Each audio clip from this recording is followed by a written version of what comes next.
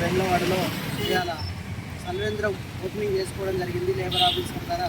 ప్రధానంగా చూస్తే ఎండ తీవ్రత ఎక్కువ ఉన్నందువలన మనకు కార్మికులకు నీటి సౌకర్యం కల్పించాలనేది కూడా ఈ కార్మిక శాఖ తీసుకోవడం జరిగింది.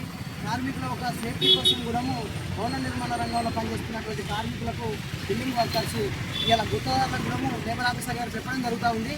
ఆ ఒక హాస్పిటళ్ళల్లో ఏరియా హాస్పిటళ్ళల్లో ఇలా ఓఆర్ఎస్ ప్యాకెట్లు కానీ ఇలా గ్లూకోజ్ పౌడర్ కానీ ప్రభుత్వం ఇస్తుంది.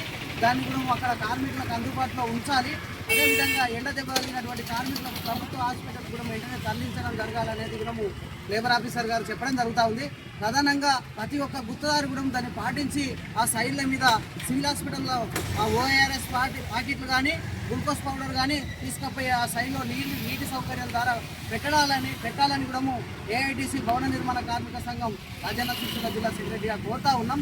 కార్మికుల పక్షాన నిర్లక్ష్యం వహించకుండా కూడా ఆ సైడ్లలో ఇలా రంజాన్లు పెట్టి నీటి సౌకర్యం వాళ్ళకు ఓఆర్ఎస్ ప్యాకెట్లు ఇలా గ్లూకోజ్ పౌడర్ కూడా అందుబాటులో ఉంచాలన్నది కూడా వెంటనే వాళ్ళకు తడిగుడ్డతో కూడా ఏమన్నా వాళ్ళు ఎండకు బేజారైనట్టుంటే వాళ్ళకు తడిగుడ్డతో తుడిచి కూడా హాస్పిటల్కి పంపించాలని కూడా అధికారులు చెప్తా ఉన్నారు. ప్రధానంగా ఈ చర్యలు కూడా అందరూ కూడా తీసుకొని కార్మికులకు సేఫ్టీ చూడవలసిన బాధ్యత అందరి పట్ల ఉన్నది. కాబట్టి ఇది వెంటనే అందరూ కూడా ఆలోచన చేయవలసిన అవసరం ఉందని ఈ సందర్భంగా